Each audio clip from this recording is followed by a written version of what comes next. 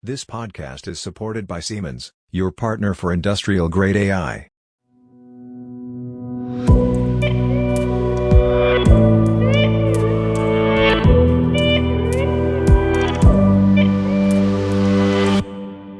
Hello, everybody, and welcome to a new episode of our Industrial AI podcast. My name is Robert Weber, and it's a pleasure to talk to Peter Seeberg. Good morning, Robert. Good morning, afternoon, evening to all of you, dear listeners, wherever you are. Good morning, good afternoon, good evening, Peter.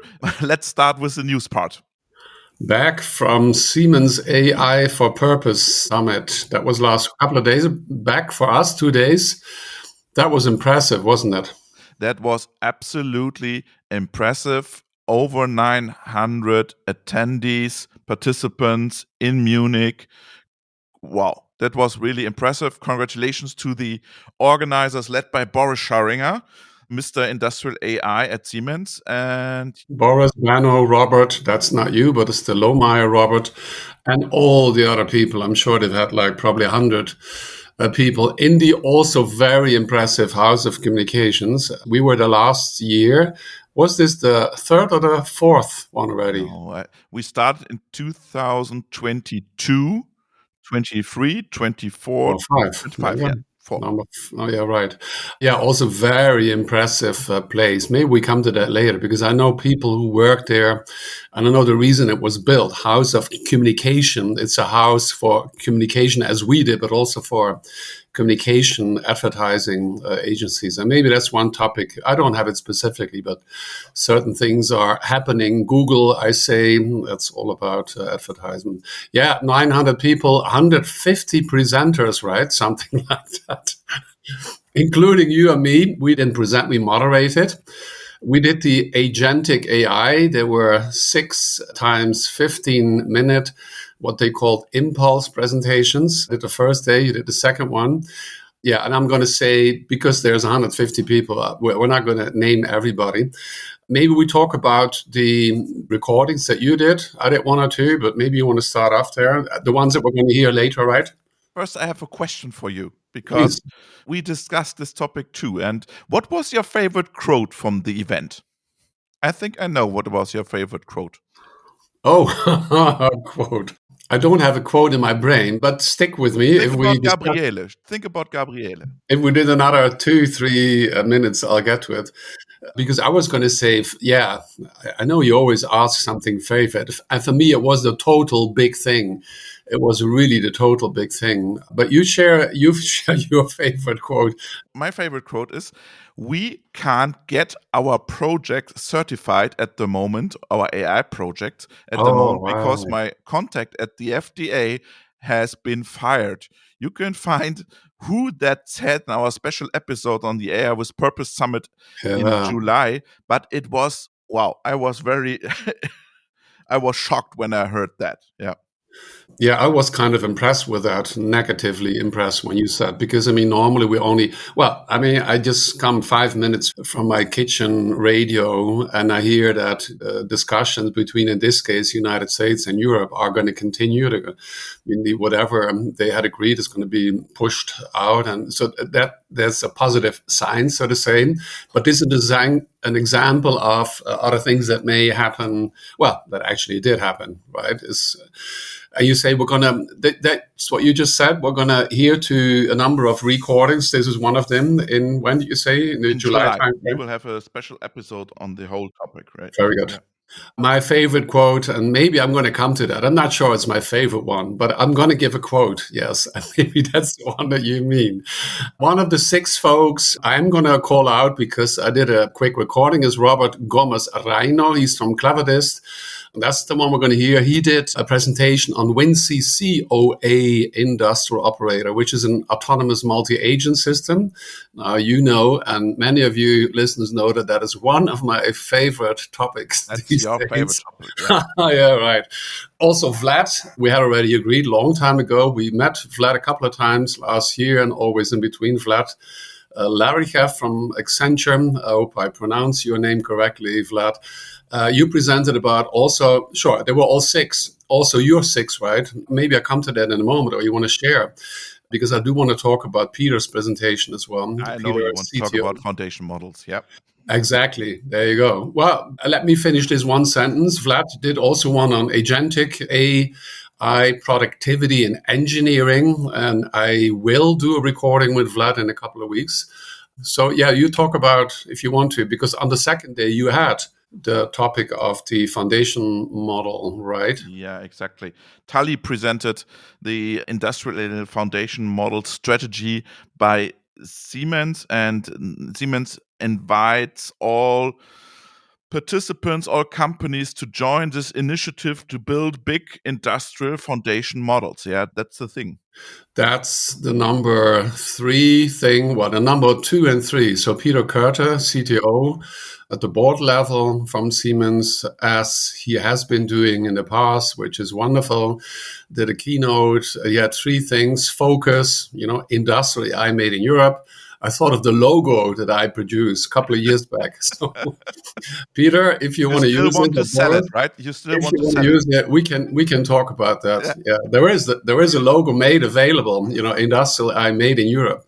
It's based on the Intel Inside logo, which I've been part of putting into the European market for a couple of years, and now it's okay. We can talk about that. And then number 2, transform, right? And you just mentioned that in detail, and that's what I expected.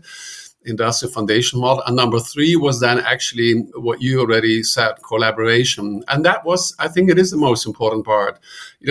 Peter says, we need to work together. So if Siemens is opening up and you got the details, can we expect maybe at some point in time a more detailed presentation or interview with Tali as well? Exactly. I asked her to be our guest and to share some details, and we will do that in autumn, I think. And then we will have some more information about the whole Siemens strategy when it comes to foundation models, industrial foundation models. And the crucial part is not to build the models, right? So the crucial part is to get the data. For sure, Siemens has a lot of data, has a lot of plans, and produces a lot of data. But at the end, it's important to have the customer data, because what do your customers do with your device? And that's the most important thing. And so you can't handle it alone, right? So to collaborate, that's the part. But we talk about industrial foundation models since 6 years, Peter.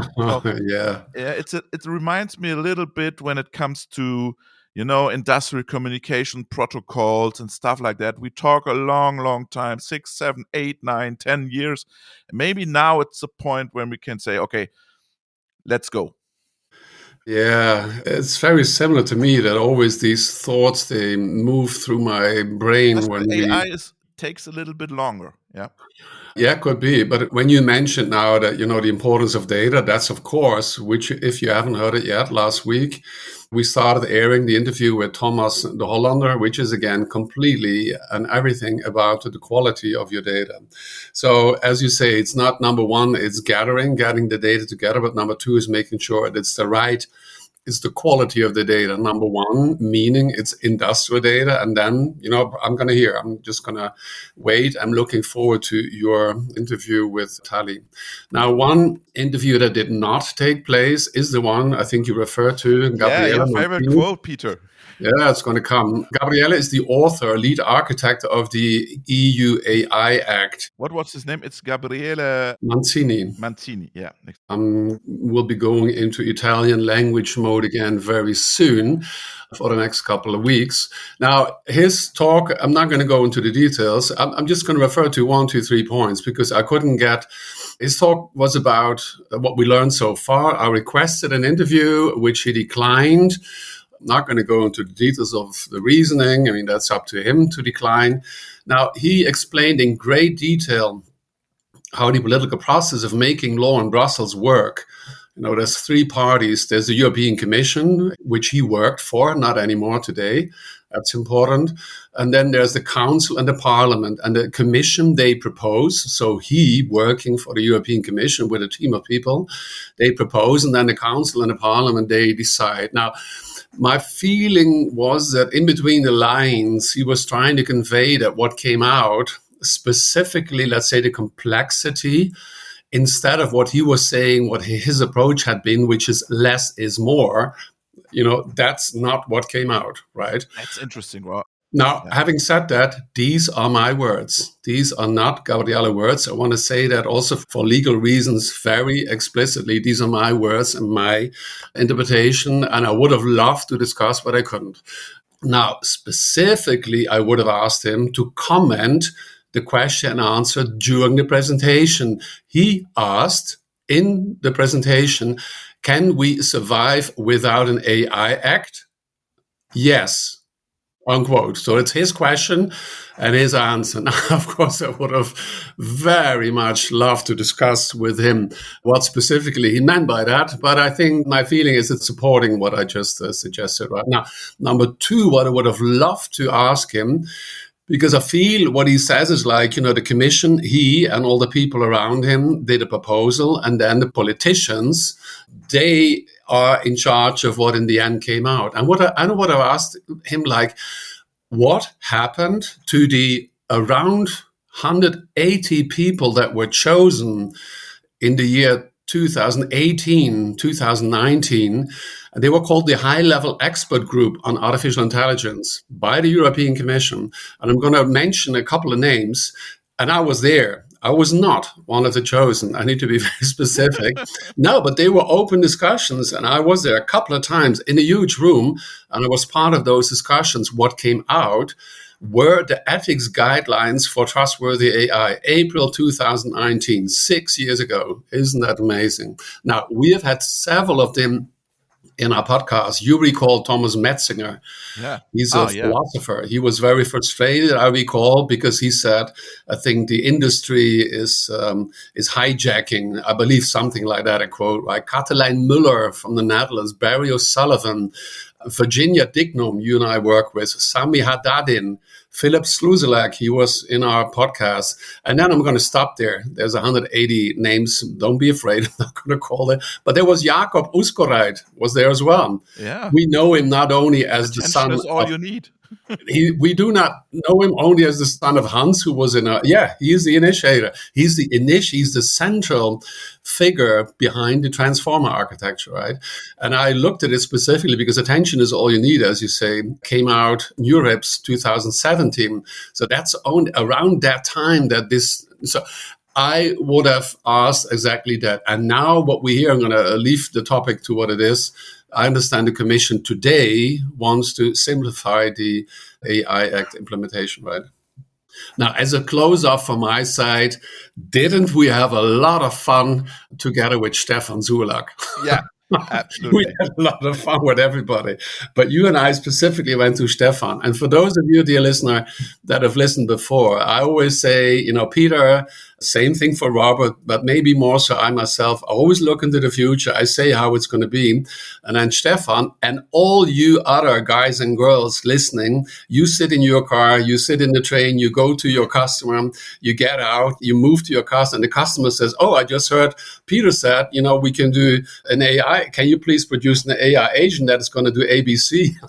And then Stefan, he's the representative guy for all of you who are building stuff today.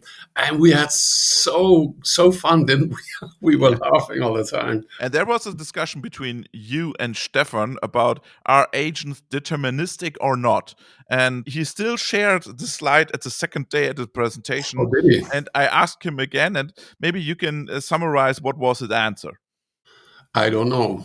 No, when you say that about determined, because I have had a discussion with my former boss, Achim, at Softing, and he was the driver of our in-house startup we started, 9 years ago. And I met him in a Munich beer garden, that's 3 years ago.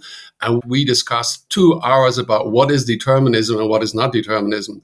So I would rather maybe not do that again. But I think, is that exactly what we discussed? Yeah, I think determinism means if you take an algorithm and with exactly the same input, let's say you have 10 variables, they are exactly the same, then you should get exactly always the one and only the same output. I think that is what determinism is. And I think maybe we discussed that if you're going to leave your decisions to an agent, which will then become more and more autonomous, like as if it was a human. A human is not deterministic, right? Now you can say Peter always does X, Y, Z. Robert always does things differently, X, Y, Z. So we have a character, of course, but it doesn't mean that we can make exceptions, right? And those exceptions, we would not call them deterministic unless the algorithm or the human is kind of built in such a way that it allows for the exceptions, and then we don't call it deterministic anymore. Stefan has written this on his slides. All right. And at the end, he wasn't sure if it's still right or not. Oh, the same thing for him. Oh, yeah. All right. Yeah. Maybe I shall invite Stefan to the same Munich beer garden and invite Achim for over 1 or 2 miles beer. I mean, do another 2 hours round of discussion of what is determinism. Yeah, absolutely. I mean, that's the base discussion that I must have had at that time with Achim when I said, machine learning is probability based, right? And that is still 100% certain. That is still exactly what it is today. And that's why, depending on that's the variable we call temperature, right? So, and that's why none of us had ever expected 4 years ago. And the 100 questions I did in the book, there's still 99% answers correct. The only one that was wrong was on creativity. And who would have ever expected the things that we see today? Everybody can produce a video, images. It's amazing, amazing. And that's about temperature in as much as creativity.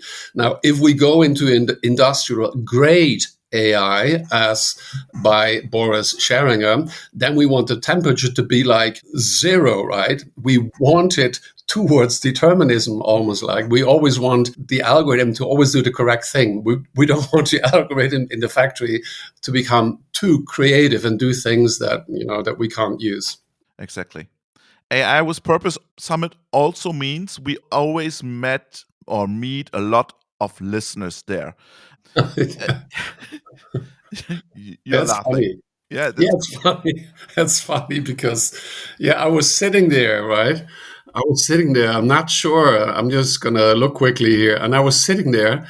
I had a discussion with the guys, and I was talking German. That's even more interesting. And then there was this guy. I'm sorry, I don't have your name with me. You're from Egypt, and then you got up after you were calling, and then you said, Aziz. "Oh, do you saw his name here? Yeah." Yeah, I know. I'm not here, but I know him. And you know him as well. Yeah. Oh, wow. Perfect. And then he got up and say, "Oh, sorry, you must be Peter Seeberg. I know you from the Industry podcast." Yeah, that's what we have discussed, fame, rock star fame. Rockstar fame. And a shout out goes to Till Seibert from Procter & Gamble.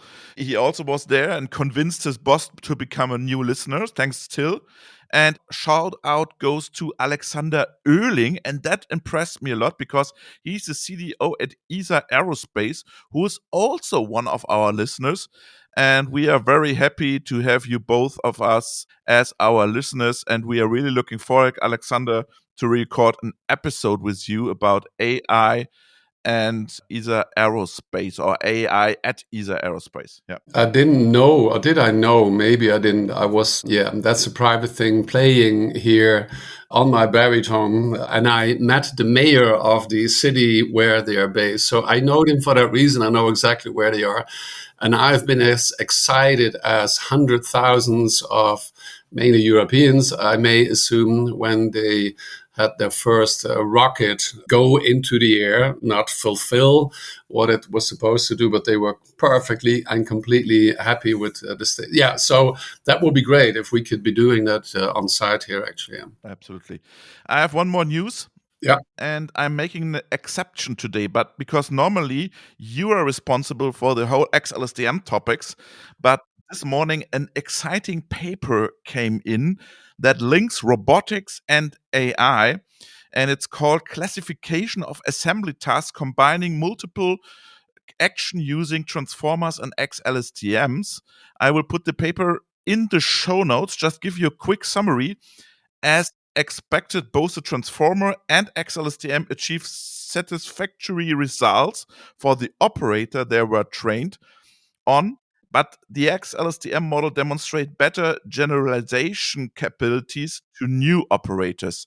And I think, once again, XLSTM and robotics, it's a match, and we will see more in the next few weeks, I would say. Yeah.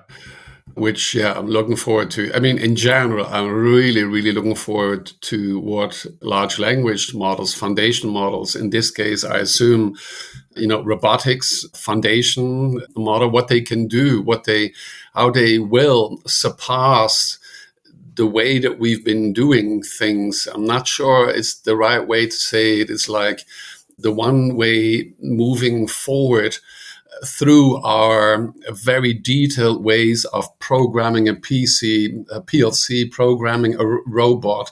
There's all these different ways of doing it, and it's so complex. And then we get the large language models. And if they've been trained correctly, I can then suddenly, those that have not studied these detailed ways of programming specific machines, PLCs, or whatever, we can say, go to the left, go to the right. I don't care. Just do your job. Do your job. Something like that. So that's what I'm really looking forward to. And then, of course, you remind me of this wonderful, great presentation by Albert from NXAI. And it was not only what he presented, which is like a preview on the time series capabilities of XLSTM, but I was so impressed by the question Bruno asked him on stage at the end, and the answer that he gave. And you saw this very proud CEO from Linz, from Austria, who said, we have so many capabilities. And he, as a CEO of a company, shows that he can also find the money. We do have the money and we do have the capabilities. And it was this huge plaidoyer for building, for producing, for starting up AI in Europe. And that was really impressive. Yes. What else do you have, Peter? I have a final one. Sam Altman buys the iPhone designer and Joni, I think is called Joni Ive, and his company. And Sam is going to produce hardware, millions of pieces of hardware. There is this kind of set video, San Francisco. You see them walking around. It's very difficult to imagine Sam walking around San Francisco without having hundreds of groupies. But there you go. And then they sit in a cafe, they talk. Now, he says that he has received from Joni this markup that he has played with. Now, there's a day later, I think it's the Wall Street Journal. I didn't read it, but somewhere else. They say it's going to be something that fits in your pocket. It's going to be on your desk in addition to a phone or notebook, right? So if so, and I'm going to be very modest here, but I have been saying XLSTM because this is capable for embedded AI. That could be most certainly. Why not? I don't know what they're going to be using, but as a potential, most certainly. I mean, all the intelligence is going to be running, locally in the end, 80% at least. While training will still be done 80% in the cloud right now. If that is the case, I've been saying, and that's what I want to maybe I've been saying it here as well, but I'm so convinced that the consumer is going to experience intelligence on their phone, right? Not doesn't matter. Intelligence, Peter, not Italians. Did I say Italians? Did I say Italians? Oh yeah, I'm gonna drive there overnight. Did I say intelligence? So intelligence doesn't matter if it's your iPhone, your AI phone, whatever brand. We in Germany call it handy, right? It doesn't matter where you live in the world, what you call it. I'm sure you as a consumer. And don't tell me, Peter, this is about the Industrial AI podcast. We're not about consumer. Yes, I know. And those of you that have been here before know that what I expect you to do if I share something like this, same thing for Robert, then you can do the thinking. What does this mean? So if I say I'm convinced that the consumer is going to experience intelligence on their phone, then that is around it, right? So today you have the combination of of the phone and smartwatch. I've never had a watch on my arm. I don't know how that is. So in addition, you get the body functions, right? So I don't know what the device is going to do in addition to this combination of smartphone and smartwatch. But I'm sure it's going to, one way or the other, it's going to give you the option. I hope it's an option. It's not like a fixed thing, to experience, your life, whatever it is, in an interactive way. You want things and you get things through this device, whatever it is. I'm looking forward to seeing what it is. And again, if I say that I believe that that's what it's going to be, then I do also believe that if that's going to be something in this direction, that the consumer is going to bring this into their work, right? And that's what we have seen already a couple of months back from Siemens as an example. And I'm sure many other companies as well. It's not because Siemens is a partner. If you do it and you are maybe a competitor, we will talk about it in the same way. And you will walk into the factory and with your device in the future with this whatever third device is, and you're going to be controlling the factory. I'm convinced of that, with your personal device that knows everything about you. And then you're going to allow it to know everything about the factory as well. But why they are doing now hardware? That's a question I do not know. He invests scales so much better. Yeah, he invests $3 billion, but what is $3 billion for Sam? In the light of whatever the valuation of his company is it just just because he wants to? Some people would sometimes give an answer just because I can. Now, that's a bad answer from maybe me as a consultant, and I'm sure if he wants to be the first one, that's my best answer. The first one, and he's not the first one. We've had a couple of companies already. There was one which put something like on your breast or just close to your mouth, right? Also, I don't know what the name. Apple designer, I think. Yeah, there you go. The former Apple designer, Jony Ive, right? I mean, if it's his colleague, maybe. So he is not the first. Maybe he is the first. Who's then going to work? I think they were just personal friends, kind of. And it said, "Are we going to do something together?" Sure. And then whatever they said, okay, well, I just buy your company, and that's the way we do it. Okay. And probably the brand is going to be, this is the guy who did the iPhone. So now you're going to have they're not going to call it they're going to call it whatever, something ChatGPT XYZ, because OpenAI is very bad at naming. So they're probably going to continue to do that. But everybody's going to know that this is the guy who did the iPhone. And then there's going to be a huge market of these things, which, as I said, I'm not sure yet what are the additional values that they're going to be taking in from that device, which you cannot get today from the combination of your smartphone. Smartphone has 20, 30 different values, plus the smartwatch does everything about so what is lacking? Do you have an idea? Yeah, but you always talk about this Deutsche Telekom device. Do you remember? Yeah, same thing. Yeah. They call it AI phone. Yeah. Yeah, the AI phone without a screen or something like that, right? So it's agent-based device, something like that. Yeah, but that's nothing new, right? Yeah, that's nothing new. Why would it be a new? If he says it's in addition to the phone, and I assume in addition to the smartwatch, or is it going to be in competition with the smartwatch? What I'm saying is, what can we still get more in addition to all the things that we get? Pictures with sound, direction, speed, temperature, body pressure, and there's 20 others. What is still lacking? That's my question. That's what I'm really looking forward to. There must be something. If there's nothing, then you don't need a new device, right? Let's move to the main part, Peter. Looking forward to. What are we going to listen to? I talked to Tom Zehle from Airbus. All right. This time, it's not about a technical topic, but rather how research and application can be better combined, and what strategies he has to identify the most important papers for his work. Very interesting episode with some interesting approaches, some checklists, some ideas, inspirations for other people in the field of industrial AI. Now, I could close off on my side and say, well, yet another company very close to, not my heart, close to, yes, but that not being the point, that being unimportant, very important being that, yes, it's, if we think of it, it's a great example of, in this case, European, and by the way, Roberto is from CERN. So there's these two amazing examples of technology initiatives, one more in the R&D, but the other one, Airbus, there you go, of building planes that are so successful on the global market that we can always use. And in combination with what I just said, the presentation by Albert and XAI, to say we can do it. And I think there's another great example here, Airbus. We are all waiting for the AI Airbus in Europe, right? Exactly. That's a great way to put it. Yeah. Peter, thank you very much. It was a pleasure. Robert, take care. Have a good day. Bye-bye. Bye-bye. My name is Robert Weber, and it's a pleasure to have a new guest in our podcast, Tom Zehle. Tom, welcome to the podcast. Robert, thank you so much for having me.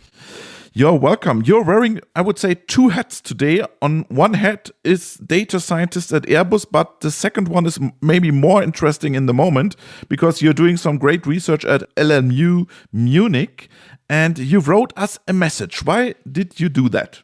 Yeah, Robert, thank you very much. As you said, having both hats on, although sometimes I'm not too sure if those both hats are not wearing me all too often, because what I'm seeing often is I'm both in the industry as well as in the academia. And sometimes I see the communication between the two, or much less the communication than maybe the interaction between the two, are not going perfectly. Mm-hmm, mm-hmm. And you wanted to tell us a bit about that, but before we start, please introduce yourself briefly, 3 sentences, what you do at Airbus, what you do at LMU Munich. Exactly. So at the LMU, I'm currently doing my master's degree in statistics and data science.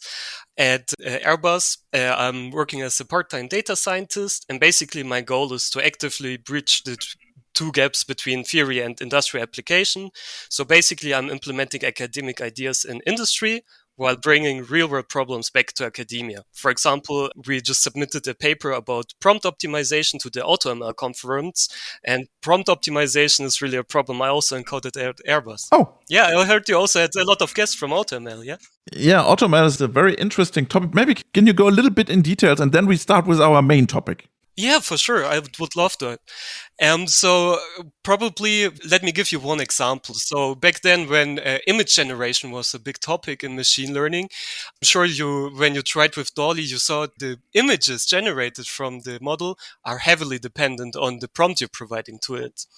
And to a certain extent, we can also see that in large language models. So, for example, if you ask ChatGPT to reason on a paper, for example, it is so dependent on what you provide. So there are different prompt optimization algorithms, and we introduced a new one, which is also capable of handling few-shot examples. And basically our goal was introducing few-shot examples and making the optimization run more efficient. And basically one main takeaway from that research is you should always try to optimize your prompts. We saw differences on GSM-8K, for example, from up to 20 percentage points versus the unoptimized prompts. Oh, wow. But this was not an Airbus research, right? No, exactly. This research, I worked together with 2 of my fellow students, Timo Heiss and Moritz Schlager, and my supervisor, Matthias Feurer. And basically, it was a pain I saw, and we all saw a bit in the industry, and I pitched somewhat, and now I am able to bring that back to Airbus and bring this prompt optimization algorithms, into the industry. Do you see there a business case at Airbus? Prompt optimization? Is that a topic for you? Yes, 100%. As I imagine, as most of the listeners are having also a lot of LLM use cases. Yeah, sure. And basically this prompt optimization can really shine there when you're trying to automate something. So not so much when the user is directly talking to an LLM. It's more when it's automatic. For example, doing a classification. And we're, for example, now starting a use case where we're automatically classifying whether a certain document is classified or unclassified and is happy to be shared on the cloud, for example. Okay. Now we switch to our main topic. We can also record an episode on this one. I would love to. But we want to stay at our main topic. And you want to bridge the gap between research and the business when it comes to business, when it comes to industrial AI. How do you deal with this? How do you want to manage that? And do you use tools? You already mentioned AutoML. Is AutoML maybe one solution? Can you describe a little bit what is the pain and how you solve this pain? Yeah, so the pain I'm seeing right now is mainly from the industry side. What I'm hearing a lot is that people in the data science, specifically in the industry, don't have enough time to work on these problems. And what I want to tell those people, maybe to give some tips how I'm dealing with that. How do you evaluate what is interesting for you? That's interesting, yeah. Exactly. So evaluating is the main point. You need to identify early on, is it really relevant for your research or for the projects you're working on? So it's really much more about identifying the needle on the haystack than to digesting the whole stack. So basically in the research, we're living in an attention economy. Like in TikTok, every author is trying to get your attention.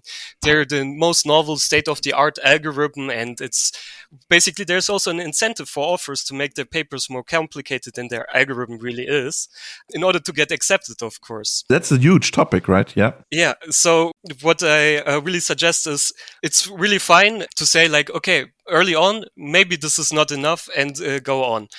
Because really, I think on the reader side, there's also an action bias. What this means is basically it feels better to do something when in reality, sometimes it's not making a difference, and doing nothing would be also really fine. For example, studies show that football goalkeepers always dive to the left or the right side of the goal during penalties because they feel it's like better taking an action than being completely passive. But the data is showing us that it would be more active to do nothing. And I feel there's something really similar going on for data scientists, even more so when the research is feeling really recent. And you're like, I need to have this new algorithm, I need to try it. But you need to be aware of the fact that there's some certain cost coming with it. You need to understand the paper. And if you really feel like, okay, you're convinced by it, you also need to do the implementation and potentially explain it to stakeholders. So early on from reading the papers, I would always be very critical of the claims they're doing. If you're not convinced, there's no point in investing more time. Another tip I want to give is ask yourself, how close are the claims from the research consensus? Let me give you one example. For many years, people have been hypothesizing that tabular data can be much better solved with deep learning, but there was never really no one really managed to do that.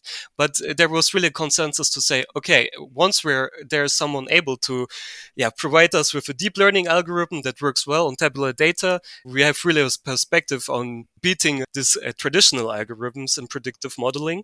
And I guess this is what really Frank Hutter and his team did with TabBFN. So I think this is already a big green flag. And maybe you asked me for tools. Let me give you one tip for staying up to date. But I want to stay at your first tip. So how do you manage that you can see this is a bullshit paper or this is not a bullshit paper?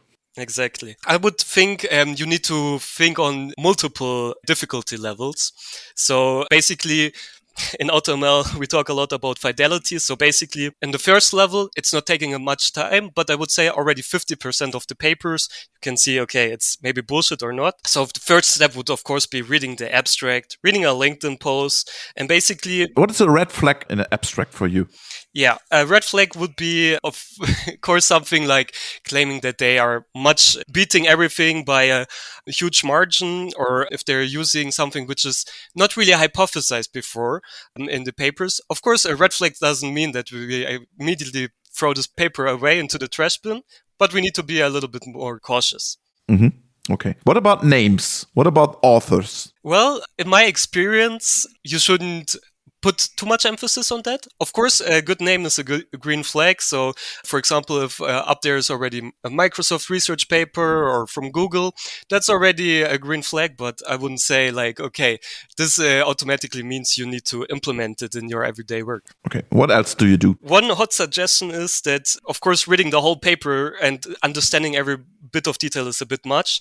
So a hot tip I want to give is if the paper is somewhat older, you can try to find a follow-up paper and look in the related works, because the authors of that follow-up paper, they have no interest in basically overcomplicating things. They will give you a small summarization of it, and basically they are the perfect people to ask because they invested a lot of time understanding this previous work. Do you use ChatGPT or LLMs to summarize papers? Definitely. And I would go even one step beyond that. not even just summarizing it, but for example, you can ask ChatGPT questions. Okay, this is an old one, but you can also try to ask ChatGPT to ask you questions, so to really test your understanding. And one hot thing is the Notebook LM by Google. They recently introduced it, and basically the whole deal with it is that it's an LLM trying to stay close to the sources you give. So for example, the paper. And yeah, you can also ask it to generate a podcast episode. So Robert, I'm not sure about your job. I hope you're not feeling too insecure.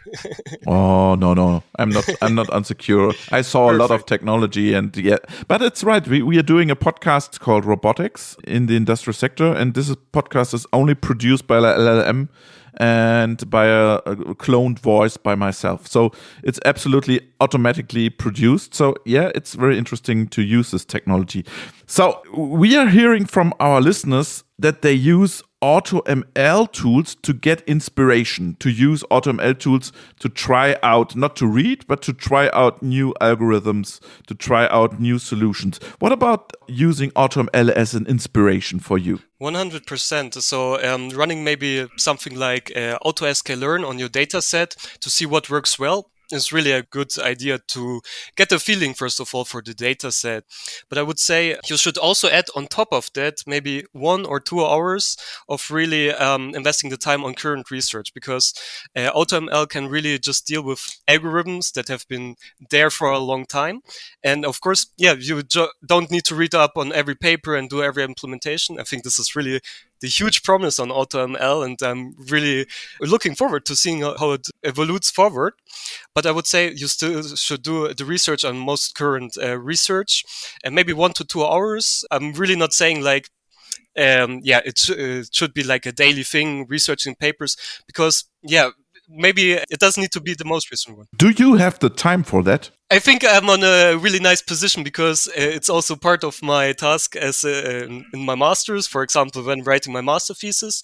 But if I would think about scaling up the work basically to a full-time position as a data scientist, of course, I can fully relate to it. But Robert, let me tell you, research is really the shortcut and not the detour, because I've been working also on some projects where I had maybe an idea, like, for example, doing a similarity search. Back then, when similarity search and retrieval augmented generation wasn't too much of a big thing. And I was thinking about, let's do it like in vision models. It was an NLP task, and do similarity search based on the hidden embeddings of the model. But was glad to have done the research part first, because there's enough research papers, or there's this one research paper, and one is already enough then, telling like, no, this is no good idea, this doesn't work well. And basically I found this whole another branch of research papers by Niels Reimers from the University of Darmstadt, which really led me to the correct path of using embedding models. And this really saved time. So I think in that situation, I couldn't have afforded to not do it. Do you have a scheme when you are at work in your office? And do you say, okay, today I want to check what is research doing the last 2 weeks, or check the last 2 days? Or do you have a Google alert, or do you have an archive alert? Or how do you proceed? What is your scheme? So it's a bit of a chaotic approach, as it should be maybe for such approaches. No, but one tool I'm using is Perplexity AI, and I can really recommend it to many people, because you can type in your search in natural language. The good thing is you don't need to be aware of the specific keywords most of the time, because the large language model behind will find it for you. And you can turn on a filter basically saying like only find archive papers on it. And then it happened to me like already on 2 or 3 occasions that I found papers in this way I wouldn't have found on the first 2 sites of Google. And basically then, start reading up on it, as I mentioned, on the different fidelity levels. Maybe some papers are more relevant, and also find more papers by looking into the related work sections. Sure. What about communities? Which communities do you use? Are you in Hacker News communities, or is it Reddit, or where do you exchange your ideas? I receive a lot of the ideas also, or let's rather say some of the news on YouTube, for example. There are some really good YouTubers I want to mention. So one of all, which is, for example, Yannick Kilcher, who's providing really detailed and mathematical analysis, or for example, Welch Labs, which is doing like a more, let's say a more basic for beginners friendly guide to some of the papers. But I also want to mention Reddit has a lot of nice subreddits, which are maybe more relevant if you want to be right on the first edge, basically, be one of the first ones to use it. Because of course, doing an in-depth YouTube video takes its time. Yeah, sure. But you can also use a LLM to summarize the video, right? Yeah, you could go on that level too. Although I think those videos are not too long, and every detail they go into is a reasonable detail to go into. So, what does the industry needs to learn how to adapt research now? So you mean in the perspective of academia, or how the industry itself adapts to research? Your industry, for example, Airbus, or I don't know, BMW, or mid-sized machine building companies, do they underestimate AI research and stay at the old-fashioned AI, and because never change a running system, never change a running algorithm, something like that? What is your opinion on that? I think so far, they're not jumping on every new hype train, and I think that's okay. A fairly reasonable thing to do. Of course, for example, for big things like large language models, it's important to maybe, check the test of time first. Maybe after half a year, is it still staying relevant? But then to be able to adapt, and I would say at Airbus we're doing a great job with that. But still, the old-fashioned AI, the traditional machine learning algorithms, still have its value, and there's still a reason to use them. So there's no point in throwing away the capabilities you, for example, developed in predictive modeling, and there are still some low-hanging fruits, and maybe those are easier to grab than some more complicated LLM agentic-based algorithms. Yeah. Do you have an own knowledge management tool when it comes to AI at Airbus, or is it everybody is on his own and can do whatever he wants? So we do have a lot of exchange calls where we basically exchange on it. We also do have some like P-Forge where we basically summarize it. But the main thing is really staying in touch with each other's and meetings. Maybe also on a lunch you're having together. Hey, I heard you were working on this project. Maybe it might be worth trying the BERT topic library, for example. But this is a typical unstructured way, right? So when we talk about certification process, and we need to have a real good process for documentation and stuff like that, then it becomes difficult, right? Yeah, this is really a big issue, I would say, and there's also a lot of work and improvement we could do upon that.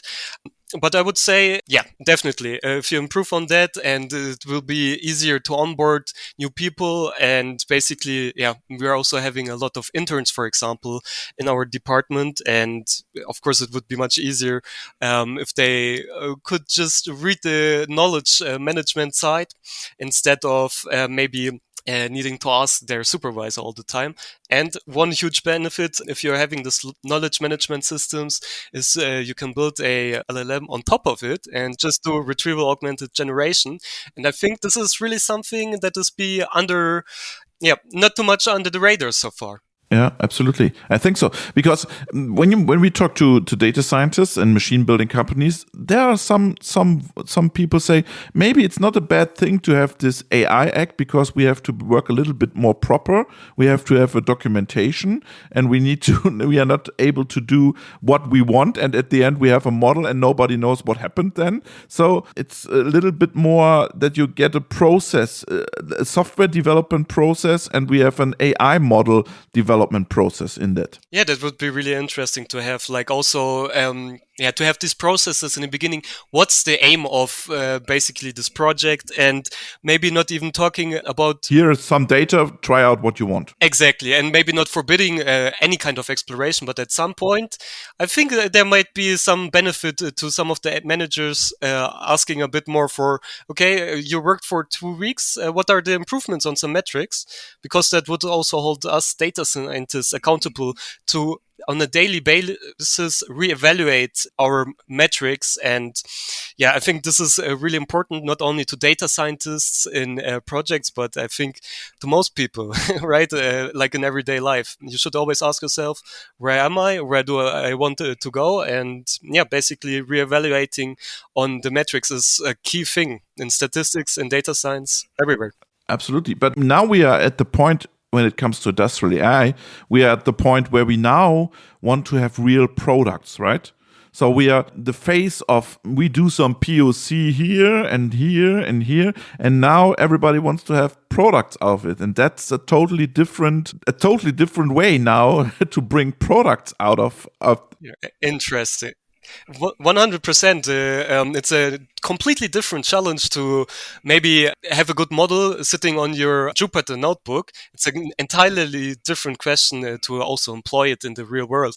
So, for example, from our masters, we also had a statistical consulting project where we also tried out different models and had a big impact. But yeah, we and the managers there were also really glad with the results. But yeah, we had to kind of slow down them and say like, yeah, but it's only halfway done. Job's not done yet. Implementing it, deploying it on the server is a huge task. ML ops pipelines, reevaluating the models on the most current data.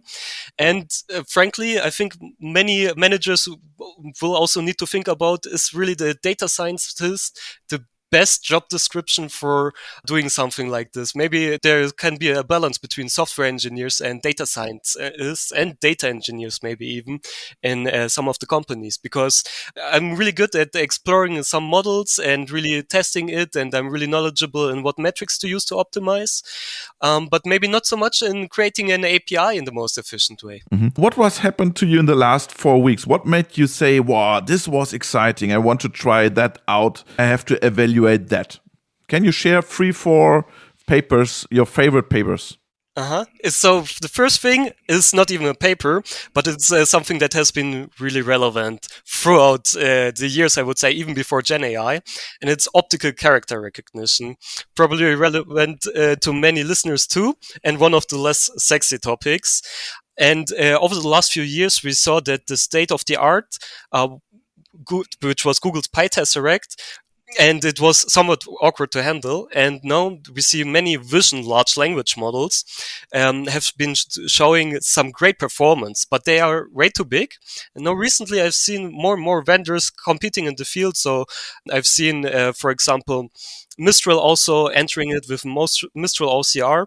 And I'm really looking forward how this goes, because also at Airbus we have many interesting topics like that. A lot of use cases, a lot. Yeah, it will solve a lot of problems, I think. Yeah. It's curious to see. And maybe one from more of an academic side, Meta just released one of its new models, so Llama 4. And the curious novelty here is that they didn't use any positional encodings, which is a bit putting up a question mark for me inside, because usually what we learned, for example, at the master's degree is that you need those positional encodings in order for the LLM or for the language model itself to have some notion of position or sequentiality in the text sequence. But what they proved, or what the papers that led to Llama 4 proved, is that given the causal mask in those models, they can also have this notion of sequentiality. This is a bit upsetting for me. I hope it doesn't work too well, if I'm being completely honest with you, Robert, because I was working on my master thesis and I wanted to enhance those positional encodings. Okay. Yeah. And now seeing that it becomes completely obsolete. Fingers crossed. Yeah. Thanks, Robert. And your third paper? Yeah, a third one would definitely be one from the explainability side. I'm not sure if it's the last 4 weeks, but it keeps popping up in my feed on LinkedIn, and it's ShopIQ. So basically a library built library and also an algorithm built to make machine learning predictions more explainable to the end user. And I think this is something a lot of data scientists in the industry can relate to, that maybe someone is asking, yeah, but why did the model mention that this is, for example, this prediction is 3,000 euros, something like that. And libraries like that can really help us enhance the trust in these algorithms. Imagine if we were able to really pinpoint the sources of this, and we could also use that in order to optimize processes themselves again. But of course, you have to be a bit cautious. There are no statistical model or in that sense, really tight statistics, but still a really good heuristic. Okay. And what would you like to see from the research side? What could they do better that they can bridge the gap between industrial AI applications and the academia? Mm-hmm. So first of all, if I would be standing in front of a researcher, as I actually do a lot of times, but I would say, first of all, thank you a lot for the last few things, like, for example, large language models and all those things. They come from research. But if I would have like 2 wishes, first of all, would be more clean, more modular and standardized code bases. This would have huge benefits for practitioners who could save a lot of time for evaluating and potentially even implementing the solutions. So the authors themselves, doing the research, the researchers could have a much bigger real-world impact. It looks sometimes like a mess when you go to GitHub, yeah? Yeah, 100%. We also realized that when we were doing our research on prompt optimization, seeing one of the other prompt optimization algorithms implemented in GitHub. And there we also saw that clean code bases can also have a benefit for the academics and authors themselves. For example, reproducibility, or easier to extend for other authors like ourselves. So this is why we sat together and built our prompt solution library, which is a zoo of and a framework for prompt optimization. And if any researchers out there also building maybe like the next big prompt optimization algorithm, please feel free to share and to test out our prompt solution library. Tom, it was a pleasure. Thanks a lot. We are looking forward to your master thesis. Keep fingers crossed. Thank you very much, Robert. And thank you for your insight when it comes to how to evaluate research papers for the industrial sector. Thanks a lot. Thank you so much.